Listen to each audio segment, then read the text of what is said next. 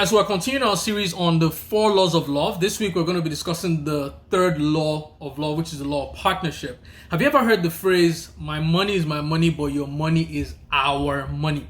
You know, it's a popular phrase and not everything that is popular is true. And it reminds me of a story that happened when I was back in uni. So I was studying for this exam, and back in the day, I never read to understand. I just read to cram and pass. I know some of you can relate with that. So I'd crammed for this exam. I'd crammed the whole study guide, the whole textbook.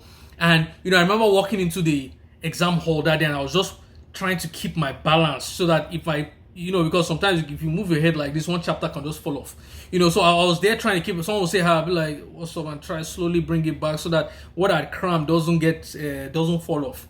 So I remember I walked to my seat, I sat down, they gave me the question paper, and I looked down, and I was like, oh my God, I've crammed for the wrong exam. Like, there was no point. I just said, see you guys in the summer, man. There's no point even writing this exam. I'd crammed for the wrong exam. And it's the same way with marriage. A lot of us want to pass the test of marriage, but have spent time cramming the wrong things. For example, you want your spouse to see you as equal, but you are practicing independence. You know, you want intimacy and deep connections, but you're practicing with very shallow relationships. Instead of you to focus on one, you're focusing on several. You know, you're cramming for the wrong test. You want honesty in your marriage, but you're practicing deception right now. You're cramming for the wrong test. And it's you know, one of the major reasons for divorce or for divorces is actually money problems, so finances. And coincidentally, one of the biggest fears that people have before getting married is also tied to money as well. And you know, a lot of us are fearful of being dominated and controlled when we get into marriage. You know, some of you are ambitious and then you're scared that you're going to get married to a hunter. Now, let me explain, because I heard this on Instagram the other day and it blew my mind. So a hunter is someone who sees a powerful animal, say for example, a lion. You know, the only way the hunter can get the lion is to kill it. That's the only way you can subdue it. You know, and there are a lot of men out there, a lot of women as well, you know, where the only way you see this very ambitious person that you want to get married to, and because of your insecurities, the only way you feel like that marriage can work is by actually killing that person's career or killing that person's ambition, dimming that person's light so that your light can shine.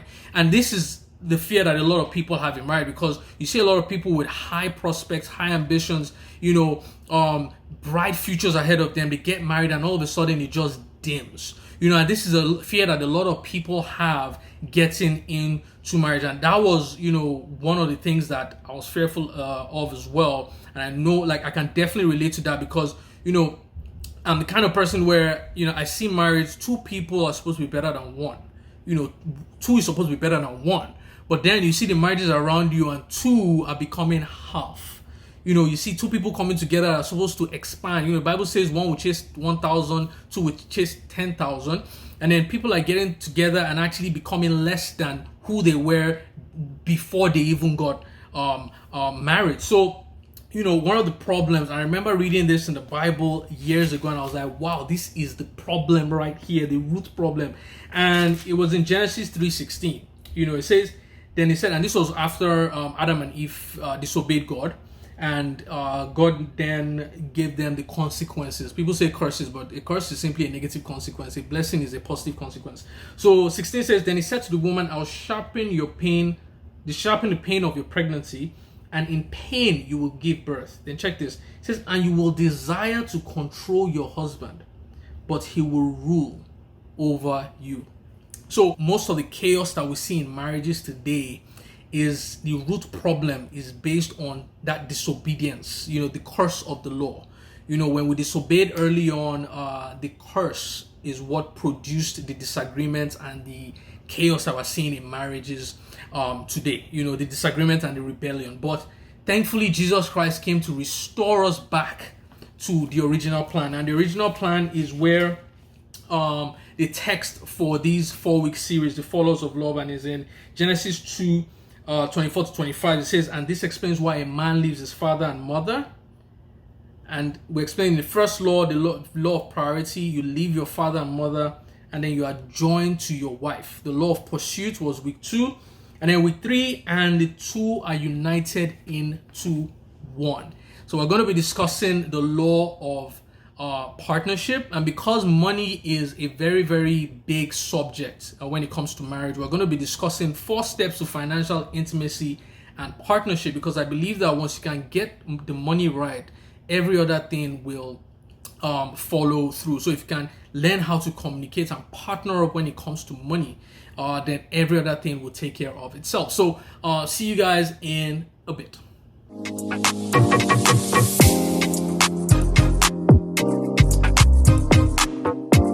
So thanks so much for joining us. So we're Before Marriage 21. I usually do this with my wife, but she's currently recovering from pushing out a baby, as some of you know. So we're Before Marriage 21. We're on a mission to make marriages cool again. We help single Christians who are looking to get married become the right people for marriage by showing them what marriage looks like when done God's way. Because like I keep saying every week, a lot of us are building based on opinions as opposed to principles. And so broken single people are getting married to produce broken marriages. So what we're doing here is give you the principles, some tips, and we'll show you what marriage looks like when it's actually done God's way. A lot of people don't believe that, the Bible holds the key to how we live our lives today. I want to prove to you that this book actually holds everything that you need to live a successful life.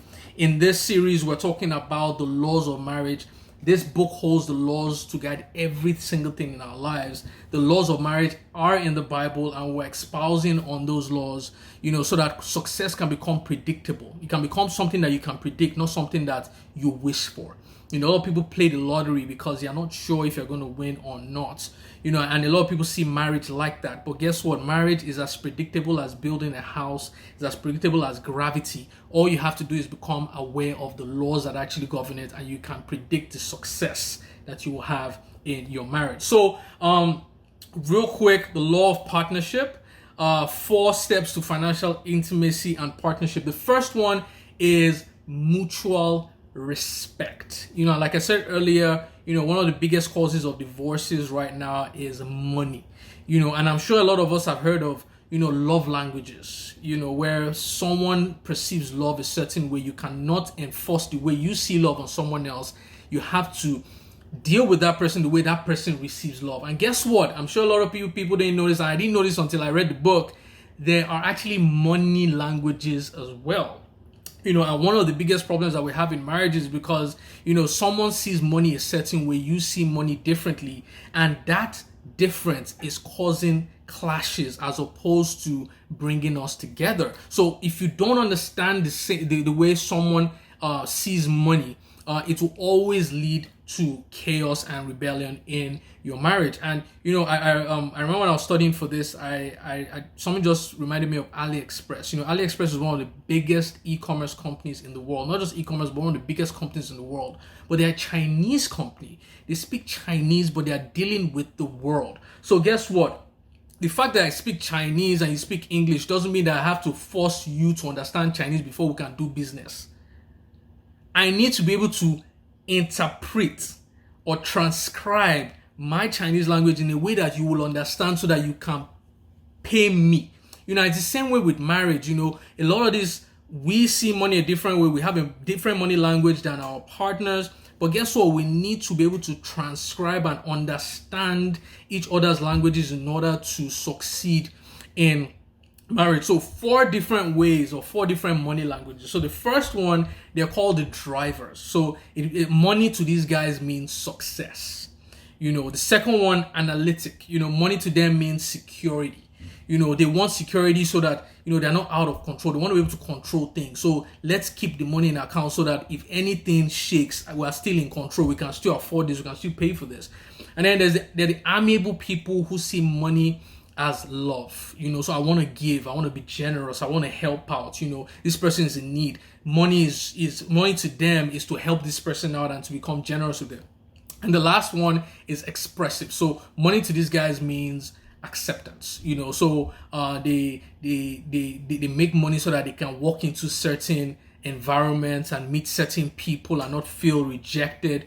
So these are the 4 money languages that people have. And if one of them sticks out to you, like drop it in the comment section. What is your money language? What does money mean to you? When you have money, does it mean success? Does it mean security? Does it mean love? Or does it mean acceptance? And guess what? Whenever you combine these money languages together, they all have strengths and weaknesses, and because one is my strength and I don't understand your strength, or I don't understand my weakness, then it becomes a problem in marriage. So take, for example, OG is analytic. So money to her means security. For me, money means love. So you can imagine how that could become a problem, because when I spend money, for example, say I want to do something, or I feel like there's this cause that I want to, I'm taking away from what makes her feel secure.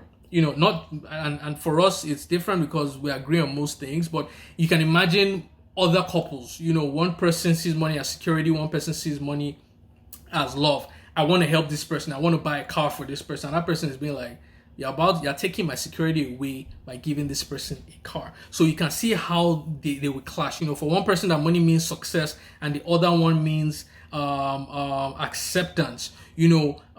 Money for me is what makes me feel successful. And then now you want to use that money to do something else, which means when you're doing that thing with money, then it's making me feel unsuccessful. So I'm sure now you can see how, clashes can come in marriage. So for example, and OG is a very generous person, but I just feel like I'm more generous. So there was a time when, I think it was last year or 2 years ago, when she was going to work, and she told me about this homeless guy that she always sees when she's going to work, and she's like, what, I feel like the Holy Spirit is telling me to help this guy, and I was like, okay, so how do you want to help him? And she's like, I think I'll just buy him like a sandwich or buy him lunch, because one thing that we do, we don't give money here. In Nigeria, maybe we will, because we know that a lot of people are struggling. But here, if you don't have a job, you're probably, you're probably addicted to drugs and you're needing money to fix that problem. So we don't want money to now become a problem in your life. So what we do instead is we buy them food, or we buy them water, or buy them something substantial. Right? So I was like, maybe I'll buy him a sandwich during lunch, once a week or whatever. And in my mind, I'm thinking, if that was me, like, I'll probably just take it as a cause. Like, I'm going to buy this guy breakfast or lunch every single day for the rest of the week. But guess what? Every money language has pros and cons. My language or my method may not have been sustainable because I'm just doing things based on, I feel like I want to do this. I want to help this person. I want to help this person. But guess what? It might be to the detriment of my family in the long run. And my point is, every money language has pros and cons, but you need to find the right balance. So when me and OG will probably come together and be like, what? By coming together to discuss it together, then we can find a middle ground on how our money languages can balance. So maybe it's not once a week, maybe it's not every day a week, maybe it's twice a week that we can do it. Maybe we start a GoFundMe page for this guy to see if we can give him lunch every single day. But these are things that will come up when you mutually respect each other's money languages in a way where you don't see yours as a strength and the other person as a weakness, but seeing both your strengths and trying to combine them together to get an amicable solution. So the law of partnership only works when you both respect each other's differences and find the right balance for you. So that's number one. Number two is proactive planning. And this reminds me of, I went for one of my friend's wedding a few years ago, and he was the groom. He had his quarters in the event center where most of his friends were. So I remember I came in after a lot of them had arrived, and as soon as I walked in, someone just greeted me with a question. You could tell that they had been having this argument back and forth. And as soon as I came in, I didn't know most of the people in that room. But as soon as I walked in, they're like, yes, guy, you're a new person here, but please answer this question. Would you tell your wife how much you have in your entire life? A lot of men keep one bank account here that nobody knows about. And I'm like, yeah, why not? My wife knows everything that I have. And they looked at me different, like, what's wrong with this guy? And they're like, what do you mean? Like, she will know all your accounts, where you've put money, blah, blah, blah, your savings. And they're like, what do you mean? Like, if you show your wife, like, she would want to finish the money. And in my mind, I'm like, what kind of wives did you marry? Because for me, and I've always said this, for me, I don't believe there's any woman out there who, when you show her and you're transparent about how much you have, you show her everything that you have. This is the money. This is what this money is being used for. And then she will tell you to give her something that is not available, unless she wants you to steal. They might exist, but for me, I've never just come across those types of women, because I feel like the men are the cause, or are the problems in this situation, because a lot of us are so secretive. We tell them we don't have money, and then all of a sudden you're buying a new car, you're buying something new, and then the woman will be like, this man is hiding. So you know what? I want something too. I don't care how you do it, because obviously I think there are millions stored up somewhere that I don't know about. So I want to travel. I want to do this. I want to do that. So for me, I feel like the problem in this situation, because we haven't communicated our vision and our mission. A lot of us see submission, or you say, my wife is not submitting, my wife is not submitting. The word submission is actually two words. It's submitting to a mission. So you need to give her a mission to submit to. She's not just supposed to submit to your headship like that. What is the vision? Where are we driving to? Because for me, and I know there are a lot of my friends who come to me for advice. I've heard a lot of problems, and I'm just thinking, this thing it can be solved. They're like, oh, my wife just likes money too much. She wants to travel. She wants to do this. She wants to do that. And I'm like, guy, like, have you showed her how much you have?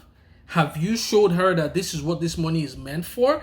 I promise you, if you show her and give her a clear picture, she will actually help you to see how you can achieve it together. But when you are not being transparent with how much you have, or what, or the resources that you have, then she's going to make ridiculous demands. So what have you done? Like, as a guy, you need to create a budget. You say, well, this is how much for example, OG and I now, we're saving up towards a house. We want to be able to buy a house in the next 12 to 18 months. OG cannot come to me and say, I feel like we need a break. We need to travel somewhere and spend like $2,000. How? Babe, this is our goal. Like we said, we're going to buy a house within 12 to 18 months, right? If we spend this amount here, it's going to delay that goal by X amount of months. So what, like, by the time we break it down, I'm like, okay, maybe taking a trip right now may not be the best decision. To be honest, I think that scenario should be reversed, because it's probably me that will be asking for a vacation, and she will be the one telling me we have a goal. So, this is how partnership is supposed to work in a marriage. And when you don't have those structures put in place, is why fights and why money then becomes the reason why a lot of people are breaking up. So create a budget, have a mission that you can both submit to, and the law of partnership will work when the both of you are seeing eye on this thing, when the both of you have a mission that you're both submitting to, and similar goals that you're working towards. So number 3 is shared control. So there was a story that was in the book, and when I read it, I was so pissed off, because there was like this couple, the wife's dad had passed away and left her an inheritance, and the husband, without even asking her, used the money to buy a truck for himself, and then invested the rest of the money into some investment products. And they came to the author of the book complaining, because the woman was like, you know what, this guy never even consulted me, before spending the money. Like, think about it. Her dad had earned money. He passed it on to her. And because we're married, you spend the money, you bought yourself a truck with that money, and then invested without even consulting this lady. Like, that is the highest level of disrespect that I've ever seen. And the guy didn't see anything wrong with it, because in his mind, he said, I'm the man of the house. I provide for the family. I'm the one making the financial decisions in this house. So I did with the money what I saw best to do with it. And the woman was so upset, because she's like, the least you should have done was to ask for my opinion. And this point is shared control. One of the biggest problems in marriages today is that there's one dominant spouse. We don't see each other as equals. It's like having two companies come together, and we say we're in a partnership, but one person is is being more dominant. That partnership cannot work. And for me as an active father, I'm beginning to appreciate, well, I've appreciated them way before now, but I'm beginning to appreciate the kind of work that women do, and I feel like this is why a lot of people are having less kids now, because back in the day, men just thought that their jobs were just to produce and that's it, go to work, come back. But by the time you take care of these kids, by the time, because when we moved to Canada, OG got a job first, and for the next like 3-4 months, I was the one taking care of our son at the time. I realized that, this is a lot of work, but I find that in a lot of married dynamics, the man feels like because I'm the one making the money, then I get to make all the decisions. But guess what? The women who stay at home to take care of your kids, clean the house, prepare food for you, and do all these things, their roles are even more than what you're doing when you go to work, spend 9 to 5, and then make some money.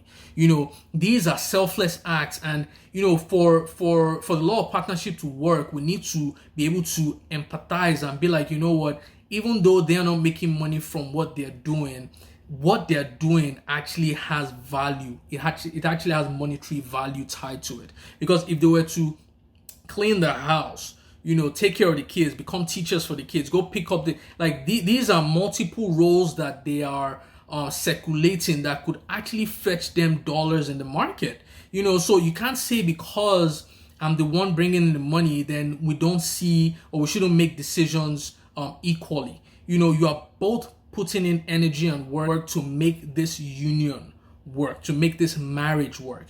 So even though you're the breadwinner at this time, you still need to be able to get your partner's input. You still need to be able to see your resources as 50-50. Don't just make decisions, financial decisions alone. Include your wife or include your husband in that decision making. For example, I'm currently studying for an insurance exam, that will help me boost my pay. Now, I paid for the exam, but before I did it, I went to OJ and I'm like, babe, this is what I'm thinking of doing. It's my money. Like, I could have done it, but I don't see it as my money. It is our money. It was in my savings account. I already saved up for it, but I went to her, I'm like, babe, I'm thinking of doing this insurance exam. Like, what do you think? It costs this amount of money. It's a lot of money, but I think it will help, blah blah blah. What do you think? And she was like, well, why do you want to do it? Well, where do you see this getting you in the next 2-3 years? Would the pay be this, be that? And she asked a few questions, and by the time I asked, she's like, well, I think we're good. If you're comfortable doing it, then right, do it. And this is how we make decisions when it comes to big financial decisions like that. We talk about it and then we reason together. It doesn't matter if it's your money or it's my money. It's our money now. When you get married, you're now in a partnership. Whatever you're bringing into marriage isn't just yours now. It is now both. It is now ours. So get rid of those pronouns like I, me. It's now we and our. If you bring debt into the marriage, you are both in debt now. Now we need to figure out a way to actually climb out of this debt together. A lot of people get into marriage and think, that is, you brought debt into this marriage, so that is you're owing. Make sure you figure it out. I didn't bring any debt into this family, so I'm chilling. Whatever money I'm making right now, I'm trying to invest. But you know what? Now you're a partnership. You need to be able to see things together. And for a lot of guys, I keep telling them, I'm like, these women are amazing. If you can just share your ideas with them, be transparent with them. They are incubators. There's this popular saying, you give a woman a seed and she gives you a baby. You give her a house and she makes it a home. When you give an idea, she gives you, she helps you package that idea. So I see a lot of guys who think, oh, their wives are not an asset. They'll rather look for the opinions of friends or other family members. Stick with the person that you have. There's a reason why you got married to this person. This person has more to offer. Women are intuitive. They see point B while we're still calculating how to get from point A to B. They'll just tell you that is point B and that is it. And you'll be like, explain. OJ and I have this debate every single time. Explain. I don't know. I just feel like. And guess what? By the time you get to point B, what they felt like is actually what it is. So the law of partnership works only when you see each other as equal and you see each other as a partnership. And the final one is you need to have shared faith. So someone who believes the same things that you believe, someone who God is the one guiding their decisions. Because in marriage, you might be shocked, but most decisions that you're going to make isn't based on good versus bad. It's actually going to be based on good versus good. So for example, what house are we going to buy? What location are we going to live in? What school are the kids going to go to? What job am I going to take? A lot of these things are good things. You're going to have a bunch of good options, but you need God at the center to give you what the God option is.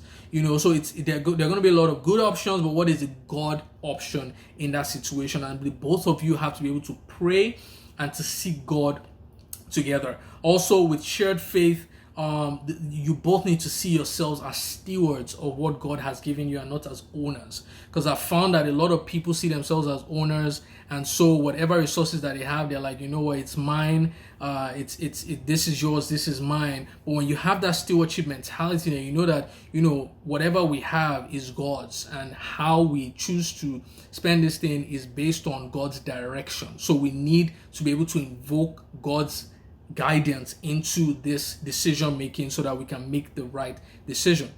When you have shared faith, you know that tithing and generously giving are principles that you don't joke with.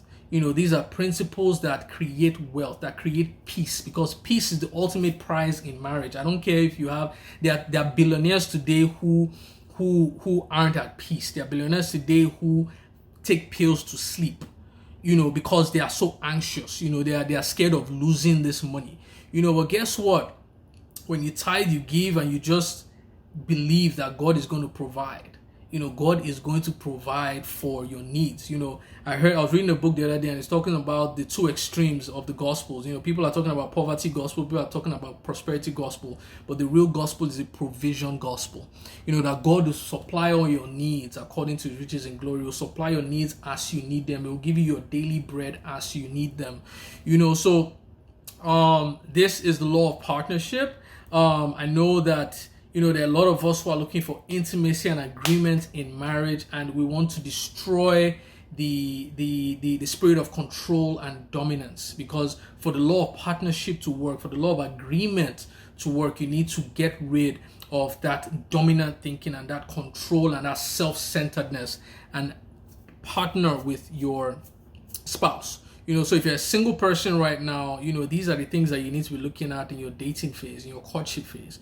How do you see the husband-wife dynamics? Ask the person that you're dating, how do you see it working? Do you want someone to be at home while you're working? And if that is the situation, what value are you putting on what I'm doing at home? Do you just see what I'm doing as, do you realize the sacrifice that I'm making? I'm sacrificing my career for a few years just to raise our kids together. These are the things that you need to discuss. Does this person see you as an equal? And if you're married, I'm sure some of the points here must have touched the nerve. What is your money language? If you feel like, your wife has been making ridiculous demands, have you been transparent with the resources that you have? Because if she knows what you have, I doubt she'll be making those unrealistic demands that she's currently making. So this is the law of partnership. This is the third law. We've already done the law of priority, law of pursuit, law of partnership this week. Next week, we're going to be concluding with the law of purity. So what stood out for you in this video? I'd love to hear your comments. See you guys next week. Thanks so much for checking in. Again, if you haven't subscribed, please subscribe, like, and share the video. Till next week.